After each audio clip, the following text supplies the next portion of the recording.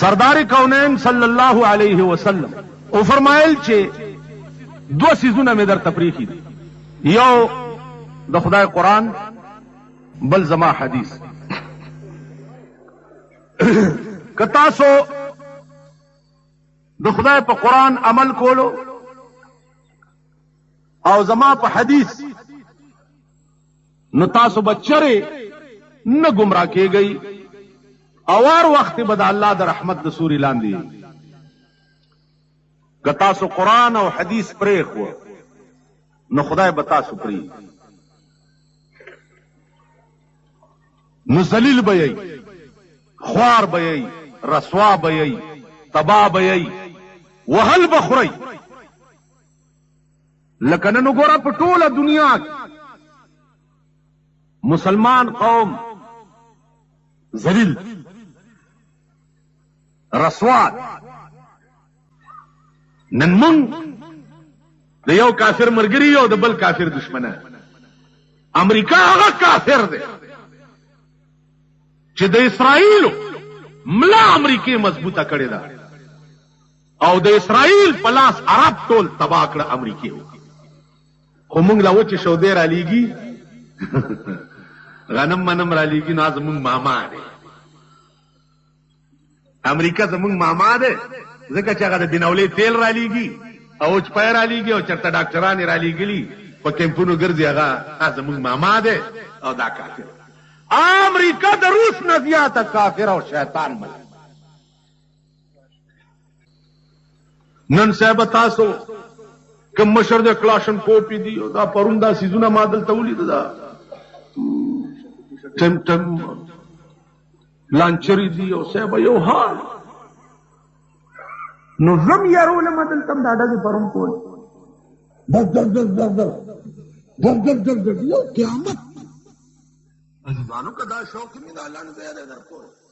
پرون یې ډزولی وې، غیرت وکتې ور واوړو پې ور ویې ډراو، یا مړ او یا موړ. دا پرون تاسو څه حال جوړ په کور کې خو هر سړی زمری وي. دغه ځای کې یو شی لګولی، یو شیخ غوندې ورته ولاړ. ډرایور ته مې ویل خیال کوه مه ورځه پې ظالمه، خوله یې لاندې ده. دا څه مصیبت وی؟ دا هغه شی ده چې په دې جازونه ولي. دا ولګوئ ترې منګل کې که نه چې د روس جاز راوړي او بمباري کوي چې لاندې نه خو یې ولئ که نه. په ارام کښېنئ، دلته ډزې مزې بیا ونه کوي. دا زه خو بیا خواره چنار ته خدای خبر زمر که راځم، زما خو ډېره لګي هم نه تاسو سره، خو که راځم هم نو چې ډزې ونه کوي. ډزو ځای شته.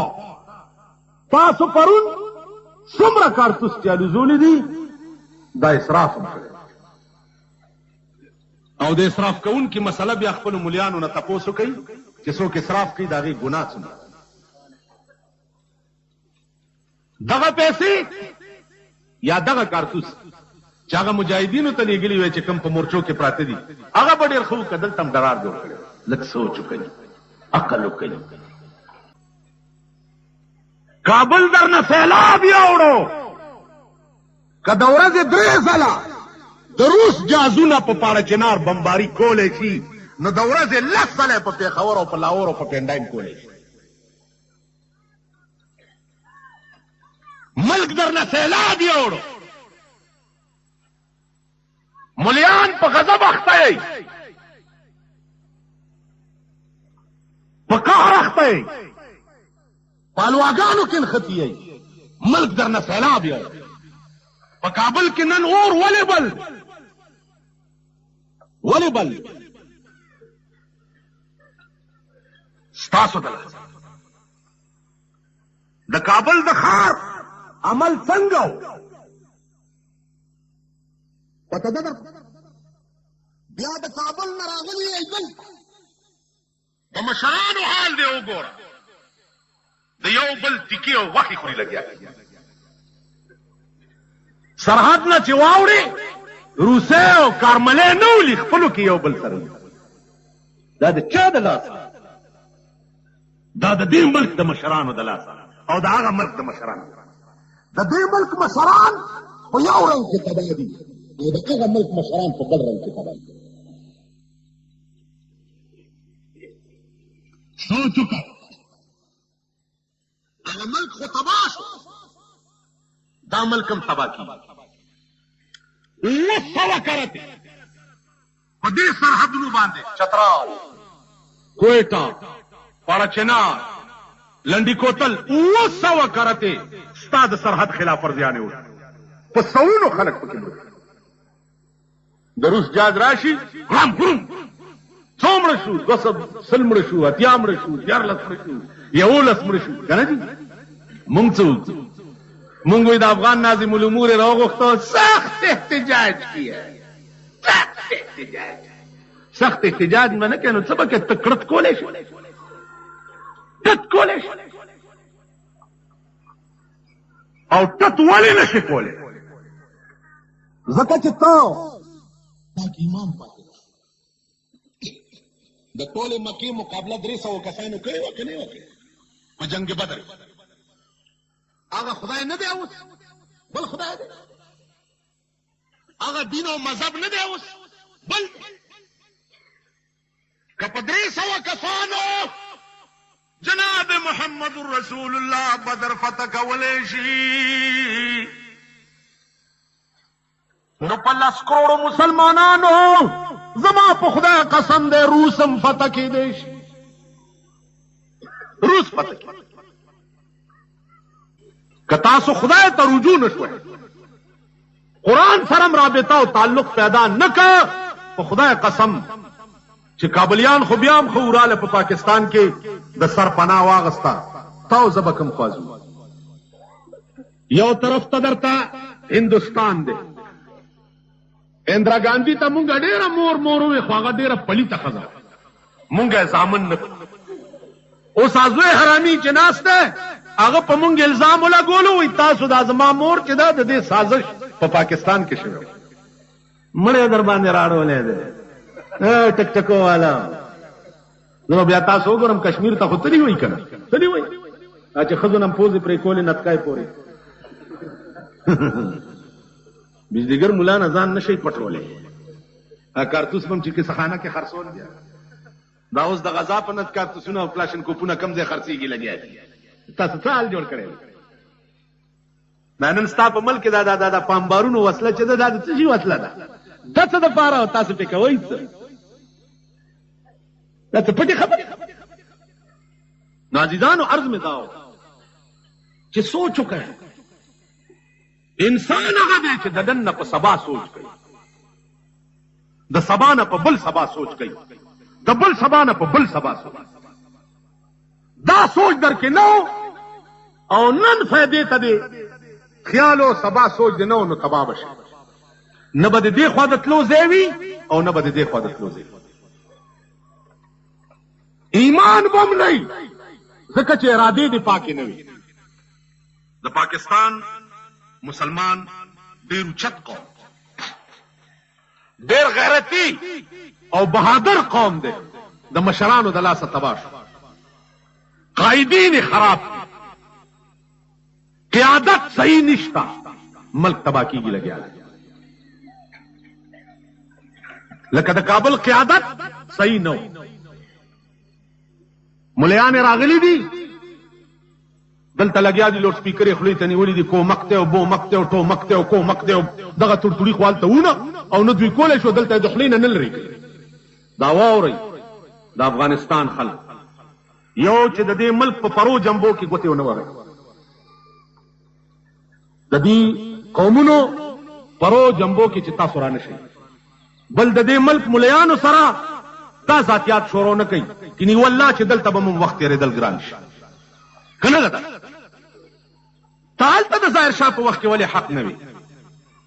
د سردار داود لیوني په وخت کې دې ولې حق نه وي چې دلته ورالې کومک دی او بومک دی او کومک دی او بومک دی؟ خبردار، ستاسو مقصود کابل آزادول دي، زمونږ در سره همدردي ده. الله دې روس د صفای هستی نه مټو، خدای دې روس تباه او برباد کی، خدای دې د روس مرګري تباه او برباد کی. هغه کابل چې چا کې صحابه پراته دي او تر اوسه صحیح پراته دي، د صحابه لاشونه ورشي په پیمنار مقبره کې وګورئ، اوس هم په صادرې غوړېدلي دي، ثابت پراته دي. ورش جهاد کانفرنس ته ما په سراله راځه جهاد کانفرنس ته چور شو ما جهاد کانفرنس څه مطلب وی چې دا خلک لک 30 کو چې غزا لاله مال مونږ به بیا څه کوو ول مونږ به کور ته راځو مالای خدای دې سټاو بس یعنی د پردای مور زامن ګرم کچ ورځي ته او مونږ دې راځو د خزو په غیږ کې دي ناس دا کابلیانو تم وای ټیک دا مشرانم چې دي مخ کې او رستنه ورپسې دا کاربینونه ونیسي چې کراچک دې کو نو بس لړک ته د رسول الله نه لوی سړی نه چې رسول الله خو په جنگ احد کې غاخونه خپل شهیدان کولې شي په جنگ بدر کې 150 میل مزل پاړ په شکال میاشتو پروژه کې خکولې شي ته براته دلته د یونیورسيټي په بنگلا کې پروت یو زما غزا وکم ځکه چې مال وچ پایرا کې د امریکای څخه غنم راکې دې ته سوچ दोनों तरफ से आग बराबर लगी قیادت ټول تباہ او برباد ستاو زما منځ کې اتفاق نه دا کله ده بادخانه دا کڅنو می ده دا کله لشل کور کله لشل کورو چې اتفاقی نو شل زره په اټیک نشي کوله کنه دا اتفاق دی نو یو کس براشي او تاسو نه بجامي میو اصل شی اتفاق روس څه شی دی امریکا څه شی کو مسلمان په خدای قسم کله بدر په میدان الله درې زره ملائکه را نازلول شي نو هغه خدای د کابل په سرحدم درې زره ملائکه نازلول شي هغه خدای په روس او هم لګول شي خو کته مسلمان تاسو خیال دا واو عزیزانو مونږ جهاد په اوګه ختم کول په غزوه خندق صحابه مورچې کړي درې ورځې وشوې چې روټۍ ورته نه ده ملاو شوې قوم ولا راغی چې دا مسلمانی ده چې نن درېمه ورځ ده چې روټۍ درته نه ده ملاو تاسو لګیا مورچې کړي هغې ورته د مورچې نه سر رابار کو ورته وی نحن الذين بايعوا محمدا نحن الذين بايعوا محمدا على الجهاد ما بقينا ابدا مونږه کسانیو چې مونږه د محمد رسول الله بیعت کړې دي پس على الجهاد ما بقينا ابدا په جهاد هم بیعت کړې چې تر څو ژوندي یو مونږ د محمد بیعت روټۍ د پاره نه دی صحابه خېټې پورې کاڼي تړلې دي د لوږې نه رسول الله صلی الله علیه وسلم صحابه ته ما ته وګورئ چې لمنو چته کړه پیغمبر دوه کاڼي په خېټې پورې تړلې د لوږې پیغمبر وګوره که صحابه وګي یو کاڼي په خېټې پورې تړلې نو پیغمبر ور سره داسې وګیو چې هغه دوه کاڼي په خېټې پورې تړلې د پیغمبر د وفات نه وروسته ابو بکر وګوره 2 کاله خلافت ته داغه زندگی وګورئ چې د پیغمبر نه وروسته په قرآن داغه څه عمل چې مړ کېده میراث یې څه پیغمبر چې وفات صدیق چې وفات کېده میراث یې څه نن ستا د ملک امیران چې مړ کېږي میراث یې درته پته ده ته چې مړ کېږي میراث درته پته ده تا نه څه پاتې کېږي پیغمبر نه وروسته ابوبکر چې وفات کېږي نو میراث یې دا و 2 جوړې جامې یو د لرګي کاسا یو اوخه یو د خامتا صدر دا میراث نورت الله پاک و دربار امیر د مسلمان دی او د مرګ نه وروسته دا میراث امیر د ملک دی داس ایمان پیدا کی بیا که په ما 10 کاله قات سالی وي زما د خوله ماته شي چې زه د کوم شي نامه وایم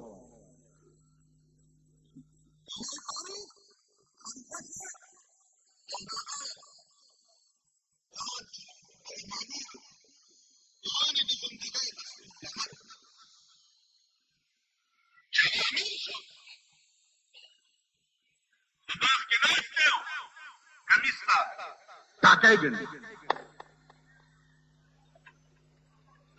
د مصر سفیر راغ تپوس یې وکړو چې این امیر المؤمنین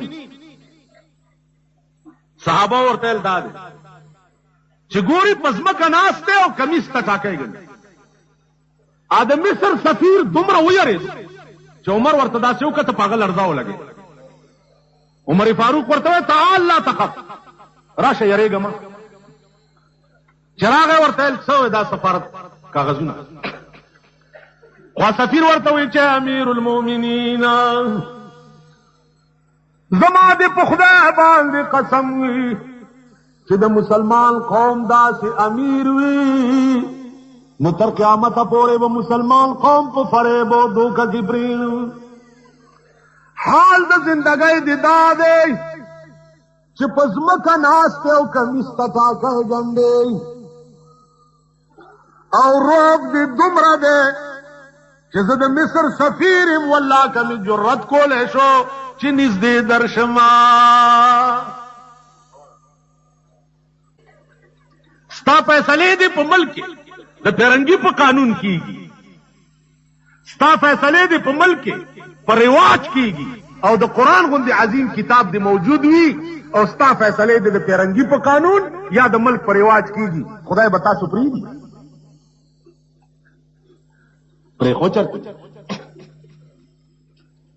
یو لیونی راغلی او د ثوابۍ نه ماته وی چې څه شی دی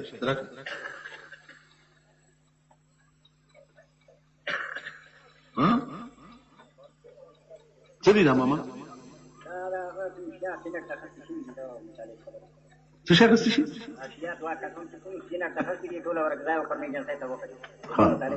ډېرې ښه سم کار یې تاسو سنیان وی نو ولې بیا هغې اخیستی سم کار یې کړی. زه د هغه ورځې په انتظار یم چې تاسو ټول دلته حلال کړي پراته دي. زه د هغه ورځې انتظار عرض داو چې د قرآن غوندې عظیم کلام موجود دی او ستا د ملک او د مسلمان من حیث المسلمان قوم فیصلې په قرآن نه کیږي. دا مسلمان قوم یو لیونی راغی ماته وی چې بجلیګر ملا ته مالاو ویل ډېرې چغې چې وهې ته مالاو زه یم ویل په آرام کښېنه جنت نشته جنت مې ټوکړې ټوکړې کو مې غورځې. زه پوه شوم چې دا لیونی وی خلکو ته د جنت نوم وانلې جنت شته نه امې مات کړی دی او په دوزخ کې مې ښه سیخ والی دی او ګرم کړی مې دی او دا خلک ورته په لین تیار ساته او سړی لاړ. سړی و لیونی خو خبره یې د کروړونو روپو کړې. جنت لا تا کړي څه دي؟